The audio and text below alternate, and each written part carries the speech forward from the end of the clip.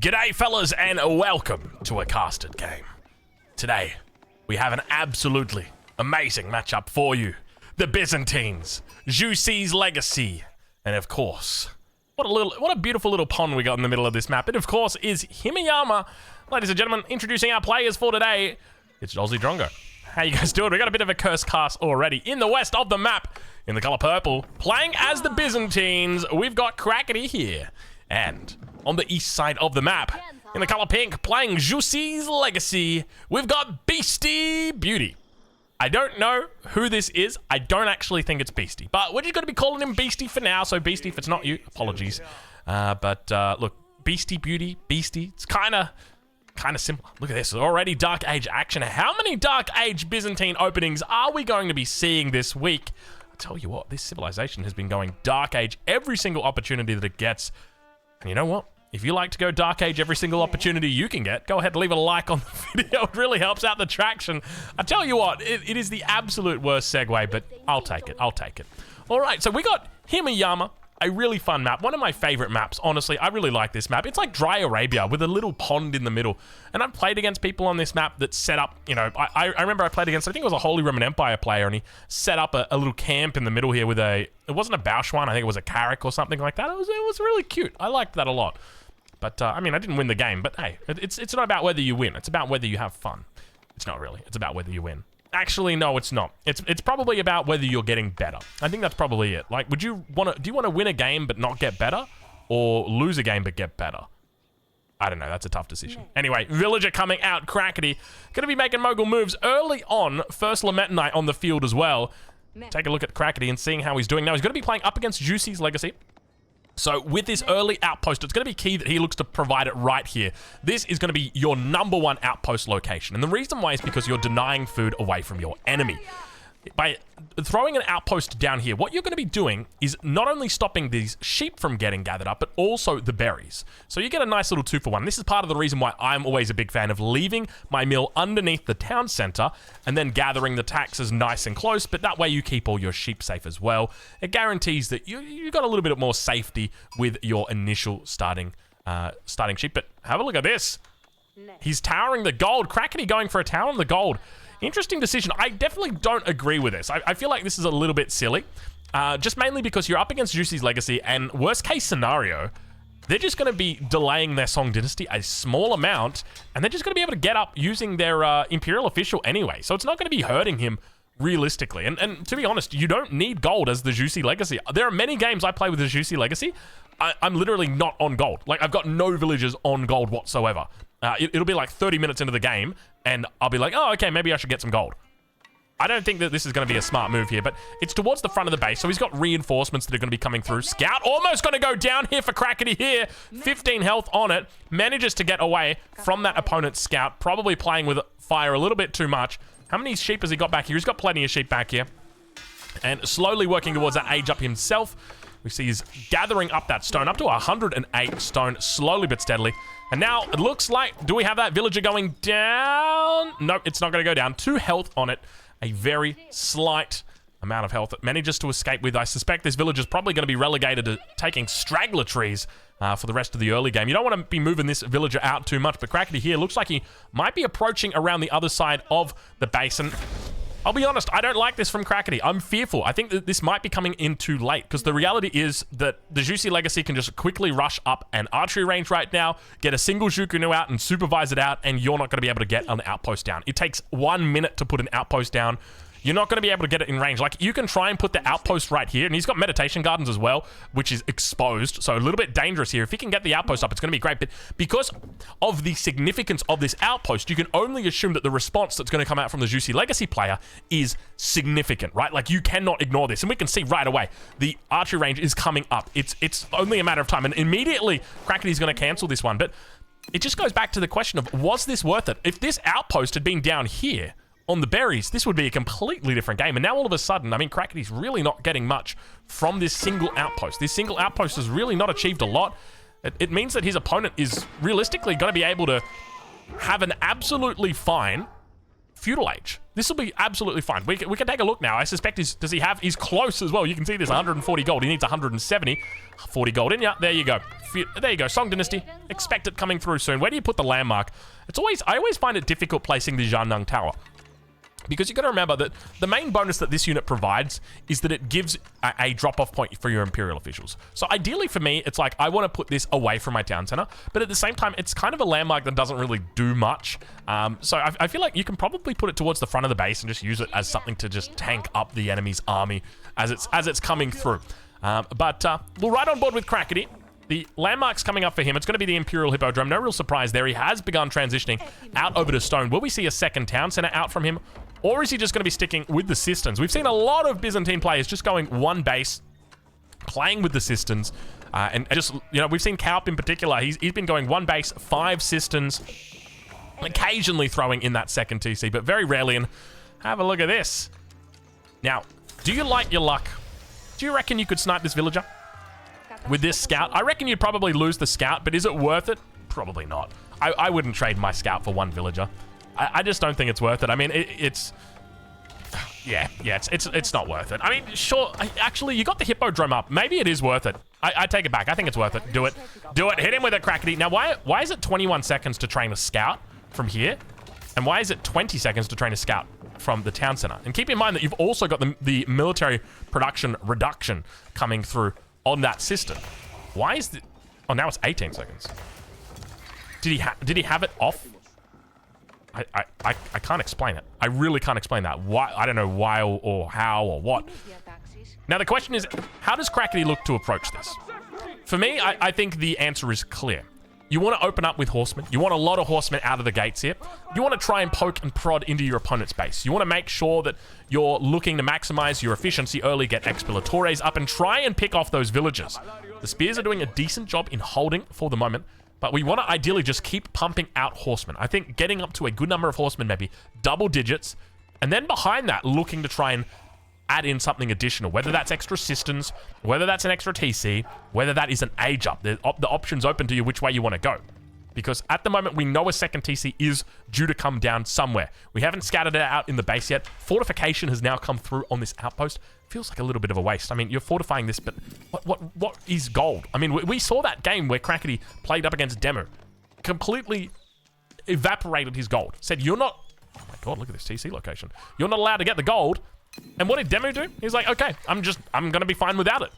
And there's a safe gold back here anyway. It boggles my mind sometimes, but Townsend is going to be coming up here. Beastie Beauty will be riding along with him towards that top side. He's still under attack, still under pressure. I think it'll be very rare that we actually watch on his perspective, because we're just going to be getting this attack alarm coming up every 15 seconds. But nice little pressure that's coming through. Now we get to see the difference between the two Townsend. Oh my god, the villager just got sniped out. Second villager also going to get sniped out here. Oh, good night, sweet villagers. Oh, what were you guys doing? Was he throwing an outpost or something down here? What was that all about? He's thrown away 2 villagers for free. That was a sad state of affairs. That was just unfortunate timing. Had he come 2 seconds earlier, he would have been okay. Really sucks to see. But now we see Crackety beginning to build. And now this is the difference, okay? 1 TC versus 2 TC. And I think the big thing to note here is look how far away this second TC is. This is in no man's land right now. I have no idea how Beastie Beauty plans on possibly keeping this town center alive. I just don't think it's viable. I mean, don't get me wrong, Juicy Legacy is very quick out of the block off a 2 TC play. The issue that you're going to have, though, is the Byzantines are pumping right now. He's onto the 3rd cistern. Focus is largely just on units, even though he's got 6 villages. Is he thinking about castling here? I don't know if I agree with that. I think that you probably want to kill the second town center first, because this is definitely an exposed position. You can 100% deal with this pretty efficiently. But now we're here. So Zhukunut together with a couple of spears. And he's doing the right thing. He's just cutting off reinforcements. Can look to now siege down the Meditation Gardens here. A really decent spot here for Crackety. The most important thing for me is that he needs to continue rallying units out to this. We can see he's got plenty of resources in the bank. So as long as he's maintaining production, he's going to be fine. But it is a long walk to his base. That is the problem. He's a long walk towards that enemy base. Now sieging down the mining camp. Not really useful. We want to be focusing on this Meditation Gardens. You can see he's basically slowed it to a crawl at this stage anyway. But this is the real important one. He's got to look for upgrades as well. You've got to keep in mind, playing up against the Juicy Legacy, Zhuge Nu are going to be a massive threat for you. So you need to avoid delaying your upgrades. You want to try and prioritize them early. Get that ranged armor. Normally want to prioritize ranged armor over ranged attack, but I trust in the Crackety. Let's see how he goes. He's switched this over to Dialecticus at the moment as well. So fast upgrades on the way through. We're right on board with Crackety now. As pressure begins to apply, he's up 5 military pop at the moment. I tell you what, Beastie Beauty's done a pretty good job in keeping up with the military count, despite being on 2 TCs. And Song Dynasty as well, mind you, so he's paying quite a bit for this. But I guess Crackety did go for that early tower rush, so it is going to delay his feudal age timings just a little bit. But have a look at this. I think is Crackety having a tilted castle? I can't tell. I really feel like he needs to just 100% commit here. He's starting to stack up resources. It's going to be Hierosophant that comes down here. Looking to try and take out the town center. Definitely makes a lot of sense. If he can sacrifice the Hierosophants for the TC, it's going to be a fair trade. Ideally, he picks up a couple of villager kills in there as well, because his opponent's already up 11 villagers here. Now, keep in mind, even though he does have, or he's down 11 villagers, he does have this gather rate bonus that is being applied a lot of villagers on wood as well. So he is looking to go hard. Needs to throw down a mining camp, or a lumber camp, rather. The macro police are out in force today. Which, by the way, if you'd like to have your own edition of Macro Police, a new series that we're bringing in, make sure you check out the Patreon. Of course, I'll leave a link in the description to where you can go and check it all out. But there's lots of good coaching content over there. Plenty of it is for free. The only one that's not is that Season 6 content. So make sure you check them out, have a look, see what you reckon. And now the second Hierosophant going to be coming in here. Keep in mind, Hierosophants are quite expensive, right? You're spending 350 resources. It's 750 resources for the town center. So you're basically, spending 700 resources to nullify 750. Is it really worth it? I mean, if you keep the Hierosophants alive, maybe it's worth it. Or if you trade them out for some villages, then probably. But I think there's definitely, these are expensive siege weapons. You got to remember that. And they only have 350 health. Now, the devs have obviously balanced them around the RAM and trying to keep it kind of fair. But keep in mind, these units are pretty damn expensive. Now, making their way through, the Hierosophants begin to siege down the town center. Plenty of units. Oh, look at this. He's got more units than Crackety off 2 TC. And now comes through. Villagers working down the Hierosophants. Nice little surround coming in. The horsemen providing a little bit of cover fire here. Zhuge Nu on the front line, cleaning this up. Palace Guard mixed in as well. The Lametanai absolutely getting evaporated there. Now he's going to have to fall back away from it. Both of the Hierosophants do go down. He's forced him off the front. And that's a massive loss for Crackety. He's thrown away absolutely every... What is going on? How is this possible? Juicy's Legacy on 2 TC not only defends the push from the Byzantine player, but absolutely destroys the Hierosophants and then begins to destroy the army. How is this legal? I mean, you can point towards the tower. You can say, oh, but the tower from Crackety, he towered the gold when he should have towered the berries. Yeah, he should have. But you can't be coming out here saying that 2 TC Song Dynasty should just be able to hold like that with... It looks like he's barely even dropped an inch. How is that legal? That is ludicrous. And the other thing to note is this Civ, it managed to evade the nerf hammer. And I know people are going to point to Imperial Age and say, Drongo, what is it? The Imperial Yuan? The Yuan Rider? No, not the Yuan Rider. It's the Imperial Guard. The Imperial Guard. Drongo, the Imperial Guard got nerfed. We saw its HP reduced. We saw its attack reduced by a huge amount. It was a massive nerf to the Juicy Legacy. Bro, how many games in 1v1 ranked do the Juicy Legacy get to Imperial Age and spam Imperial Guard? Because I'm going to put the answer at somewhere around 3 to 4%. How many games does Juicy's Legacy go to Feudal Age, though? 99.99999% of the games they play, they will go to Feudal Age. And their Feudal Age is incredible. This is by far one of the best Feudal Ages in the game. It's ludicrous. And there's a couple of things that are working in here. Number one is a landmark that is providing you more than 2.5 villages worth of resources for free for the rest of the game over here.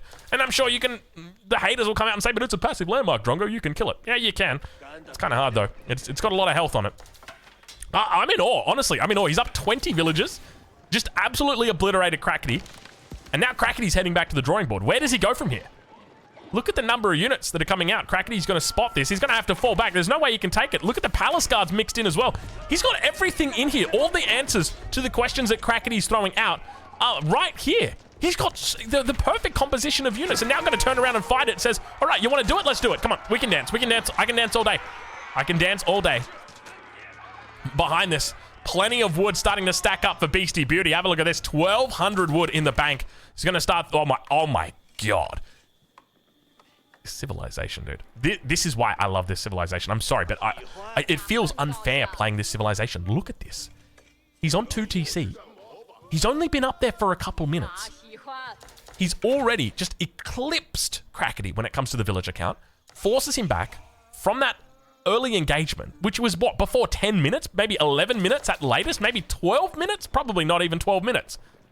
And then transitions into an insane farm economy behind this and barely bats an eyelid. He's thinking about castling at this stage. Look at the resources he's got. Absolutely. He's only getting +1 ranged attack in now. Are you serious? Man, this civilization is something else. I'm going to be honest with you. This is next level crazy. But you know what? We've seen games all day of the Byzantines managing to pull out victories from behind. I wouldn't be surprised if Crackety manages to weasel his way a little win over here on the Western Front. Now beginning to move forward, he's got 2 Hierosophants. These units will serve as sponges for the moment. From the other side of the map, though, Beastie Beauty, his numbers are starting to dwindle. He's still looking at that castle age. He's starting to pick up a couple of upgrades, though. Have a look at this. Specialized pick on the way. Also looking to pick up the ranged armor upgrade. A little bit of iron undermesh for you. I can't believe he's only getting iron undermesh now. It's absolutely wild against an archer mass like this. Keshik's now on the map as well. Hierosophons looking to come back past. Keep in mind there are villagers nearby, so he will be able to take down the Hierosophons if they are not escorted. They need to be escorted. And now those villagers... Oh, never mind. They're minding their own business. There we go. Crackety's found an opening. Okay. I don't even know who I'm rooting for here. 2 of my favorite civilizations of the new variety up against each other. I mean, to be fair, I like all the civilizations, except for OOTD and the Ayyubids. I don't like them. Get them out of here. Horseman numbers starting to build here. Have a look at this. He's only got 8 Lamentinite compared to the 12 horsemen. Crackety could be in trouble. As long as those horsemen are able to make connections that are solid with these archers, he could be in trouble. But now the town center looks like it might be going down here. A couple of Keshiks managed to clean up the villagers on the front line. TC gets focus. This could be it. Town center, he tries for a heal. 100 health on it. It's going down. I'm yelling timber. Somebody get Kesher in here right now. We need a timber. We need a timber. We need a, what's it called? A logger? No, a blacksmith? No. What's it called? What is... In Season 8 of Dexter, he goes and he becomes a... It's not a blacksmith, Drongo. What is it? A woodsmith? No. A logger? What's the word I'm looking for? Somebody help me right now. It's something Smith, isn't it? It's the big guy. They wear the flannelette shirts. And they're tough and they got beards. And it ends in Smith. Blacksmith. No, it's not blacksmith, Drongo. Stop saying blacksmith. Oh my God, I'm pulling my hair out. I'm pulling my hair out. The remnants of my hair are being pulled out as we speak. What's the word? What's the word? Somebody tell me. Oh God, okay. It'll come to me like tonight at 11:49. I'll wake up, my baby will be screaming and it'll just be like, the word you were looking for was lumberjack.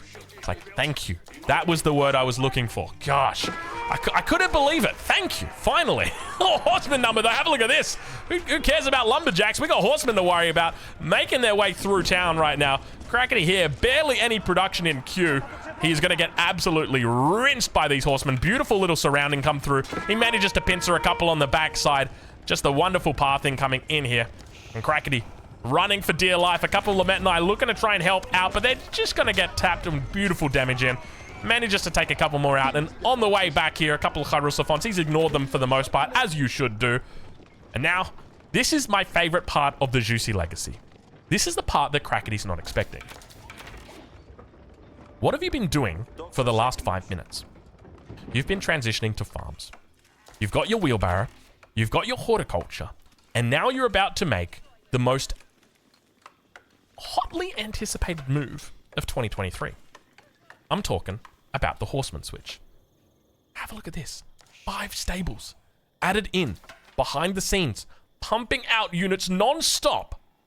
Look at that massive units. This guy is sitting on 2,000 food a minute. Absolutely insane. Second TC, still no sign of it just yet. He's going to camp on that 1 TC a little bit longer. He's got the resources for number 2 if he wants to throw it down. But now the horseman, I love the way that he's moving the whole army together. It really gives me flashbacks to Age of Empires 3.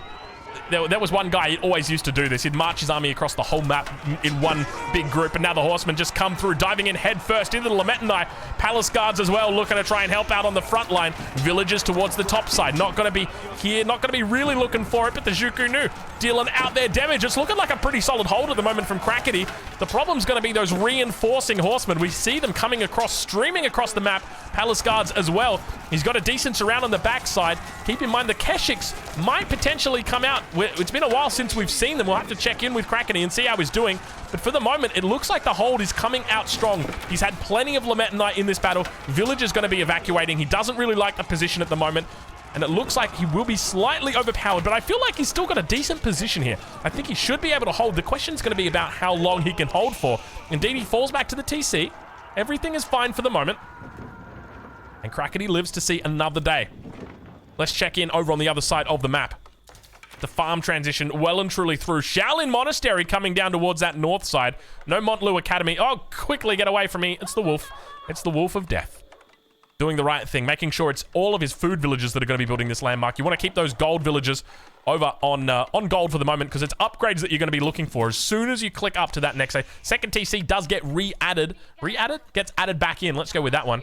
Technically the third TC, but the second one got killed. So, you know, if we built the second TC, if we fully deconstruct this second TC and then reconstruct it over here, is it a second TC or is it a third TC? I mean, it's new resources. It's a third TC. It doesn't stand. The argument doesn't stand. Anyway, let's check in. See how the army's doing. Upgrades are on the way. What's he picking up here? He's going up to Palace Guards. So looking to get that Castle Age technology on the other side of the map. Krakeny still yet to click up to Castle Age himself. No sign of a second TC either. Keep that in mind. So he does still sit pretty far behind when the economies are considered. He does have a number of things going for him, though. Does have the System Network, level 5.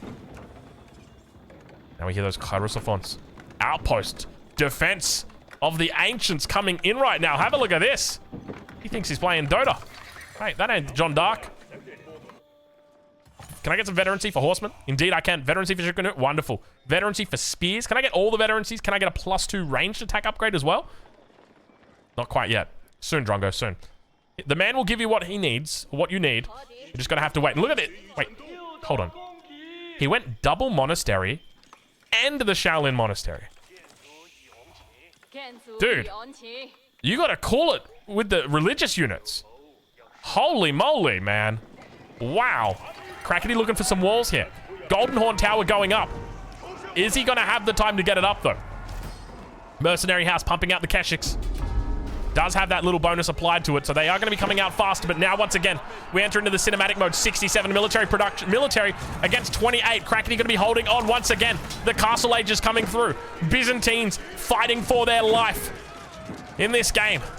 Outpost arrow slits on the way in. A little bit of defense. He's got all the veterancy upgrades that he needed. Waits for it. Cancels the landmark. He forces the cancel. The villagers running for dear life. And Krakeny here having to head back to the drawing board, wondering how he's possibly going to pull out a victory in this game. The landmark is cancelled. The plans for a future for the Byzantines in the Castle Age vanished completely. And now as the villagers get chased around the back of the base, Krakeny holds his hands in his face.